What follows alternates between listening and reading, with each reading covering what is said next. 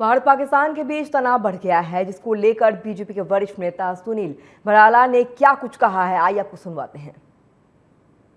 TV 27 news पर मौजूद है हमारे साथ भारतीय जनता पार्टी के वरिष्ठ नेता और उत्तर प्रदेश सरकार में निवर्तमान राज्य मंत्री पंडित सुनील भराला जी। सबसे पहले हम इनका स्वागत करेंगे। सर, आपका बहुत बहुत स्वागत है टीवी 27 न्यूज। बहुत बहुत धन्यवाद आपको।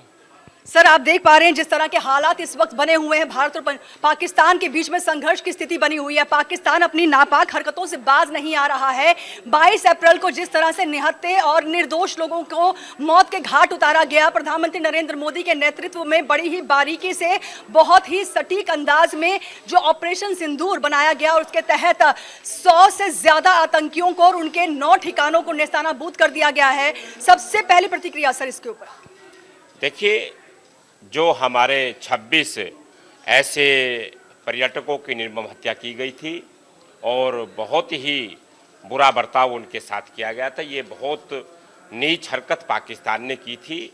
और भारत के माननीय प्रधानमंत्री जी ने स्पष्ट रूप से ये आश्वासन दिया था, पूरे भारत के 140 करोड़ देश के नागरिकों को कहा था कि आप धैर्य रखें कि ऐसा इनका इलाज किया जाएगा, ऐसा कि जो नजीर बनेगी।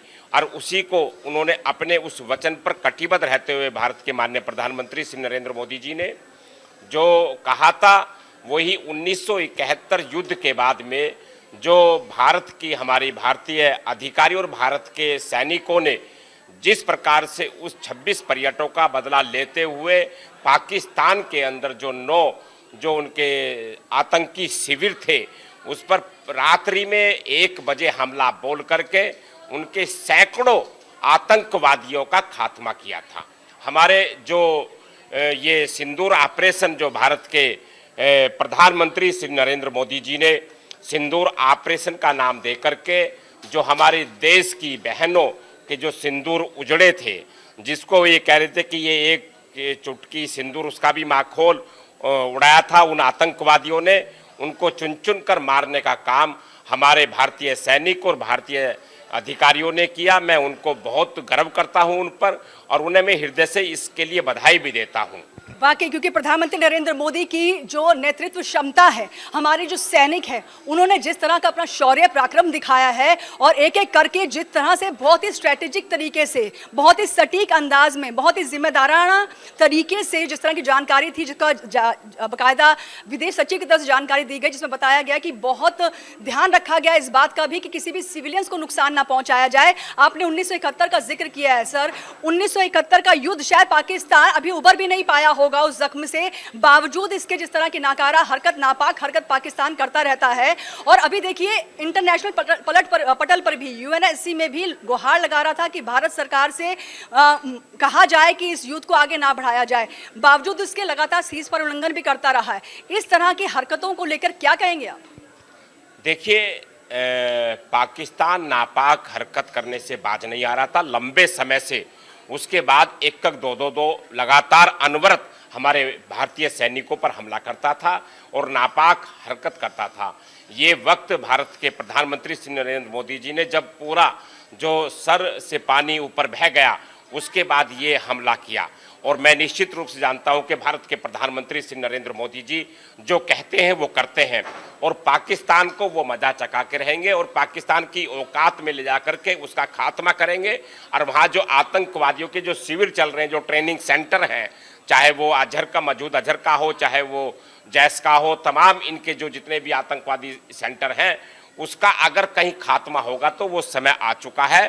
भारत उन एक आतंकवादियों का खून का बदला, हमारे भारतीयों का खून का बदला खून से लेंगे और उसका खात्मा करेंगे और पाकिस्तान की औकात को बता करके रहेंगे।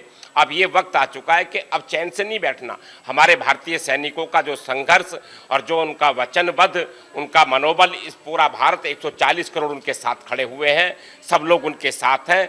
अब ये समय आ चुका है, चाहे वो देश अनेक कोई गद्दार हों और वे गद्दारी करके पाकिस्तान यानी आतंकवादियों का साथ दें, उनका भी सफाया करेंगे, उनको भी नहीं छोड़ा जाएगा।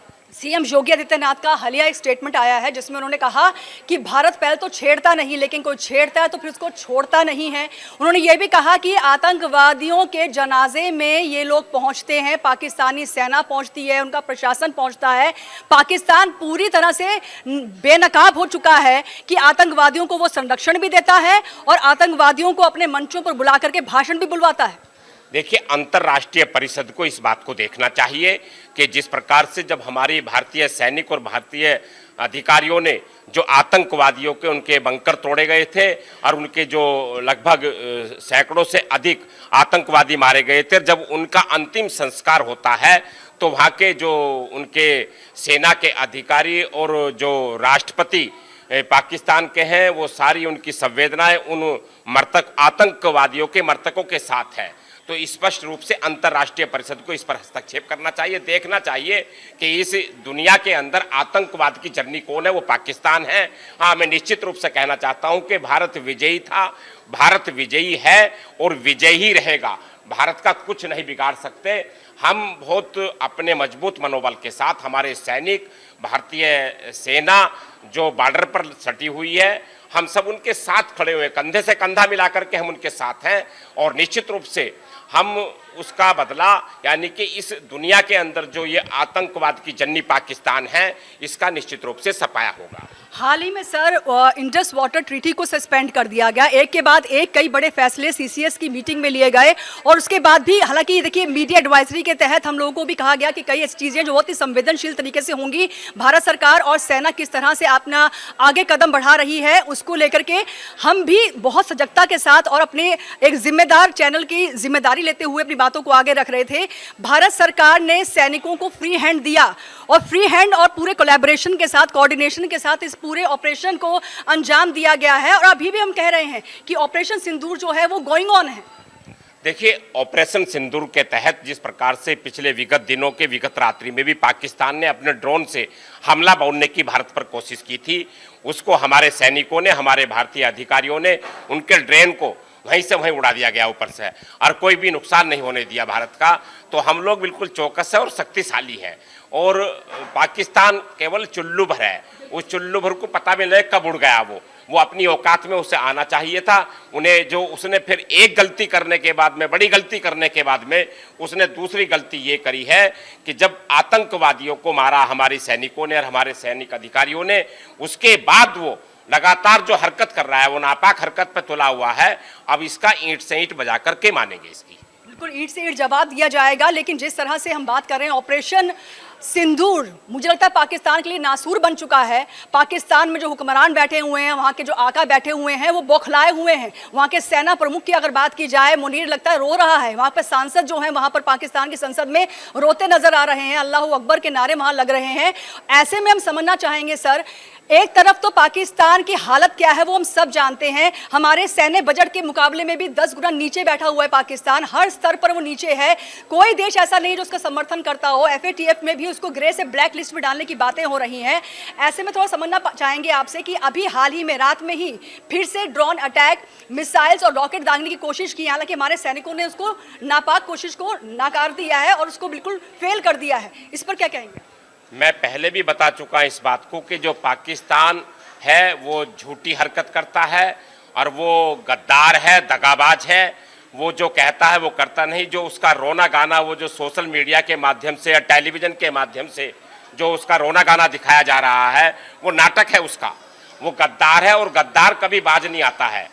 हमें उसे सबक और सिखाना है। जिस प्रकार से उसने उस गद्दारी का नाटक करने के बाद में, वीडियो वायरल करने के बाद में, और जो अपना उसने रूप दिखा रहा, बेहरूपिया का रूप जो दिखाया उसने, और रात को फिर वो ड्रोन के माध्यम से भारत पर हमला करने की जो कोशिश कर रहा था, तो उसके जो नापाक इरादे हैं उसका खात्मा करने के बाद में पाकिस्तान की औकात उसके घर तक घुस कर के मारेंगे और घर तक घुसकर हमने मारा है और आगे भी लगातार मारेंगे। और हम निश्चित रूप से अब उस पाकिस्तान की ऐसी हालत करेंगे हम सिंदूर ऑपरेशन के माध्यम से कि पाकिस्तान दुनिया में कहीं सर ना उठा सके और वो फिर कभी भी वो हिम्मत ना जुटा सके कि भारत के साथ नापाक हरकत कर सके। बिल्कुल, पाकिस्तान की इस तरह की हिमाकत जो की गई है, हालांकि S-400 का इस्तेमाल भी सर किया गया, राफेल से जिस तरह से यहाँ पर स्काल्प और हैमर मिसाइल का इस्तेमाल हुआ और जिस तरह से 9 ठिकाने आतंकवादियों के नेस्तनाबूद किए गए और 100 से ज़्यादा आतंकियों को ढेर किया गया है, एक के बाद एक बड़े कदम हो रहे हैं। अभी भी आज बैठकों का दौर चल रहा है। प्रधानमंत्री नरेंद्र मोदी ने रक्षा मंत्री से भी मुलाकात की है, उनसे बातचीत की है, सेना प्रमुखों के साथ भी रक्षा मंत्री की मुलाकातें हुई हैं। क्या समझें कुछ और बड़ा कदम? देखिए, आज की तारीख में और आज के वर्तमान के समय में भारत पूरे 140 करोड़ के जो देशवासी हैं, चाहे वो हिंदू हैं चाहे मुसलमान हैं, आज अपने भारत के माननीय प्रधानमंत्री श्री नरेंद्र मोदी जी के साथ हैं, अपने सैनिकों के साथ हैं, अपने भारतीय अधिकारियों के साथ हैं और सारा लोग आज सरकार के साथ खड़े हुए हैं। और बिल्कुल स्वतंत्र रूप से जो भारत के माननीय प्रधानमंत्री श्री नरेंद्र मोदी जी ने अपने सेना को और अपने सैनिकों को कह दिया है कि खुले रूप से जितना भी मारे जाए उतने मारो इनको, आतंकवाद का नाम निशान नहीं बचना चाहिए। और यहाँ मनोबल बढ़ाने के लिए हमारे प्रधानमंत्री जी लगातार अनवरत पूरा रात दिन इस पर प्रयास कर रहे हैं और निश्चित रूप से हमारी भारत की विजय होगी। बिल्कुल, तो भारत की विजयी होगी, पूरा देश भारत के साथ है, सैनिकों के साथ है, उन पर हमें गर्व है, ये कहना है पंडित सुनील भराला जी का। हमारे साथ खास बातचीत करने के लिए बहुत बहुत शुक्रिया। धन्यवाद कंचन जी, आपने बहुत अच्छे विषय पर चर्चा करी और राष्ट्र पर चर्चा करी। धन्यवाद। चलिए, फिलहाल इस बुलेटिन में इतना ही, लेकिन देश और दुनिया के तमाम बड़ी खबरों के लिए देखते रहिए टीवी 27 न्यूज़। नमस्कार।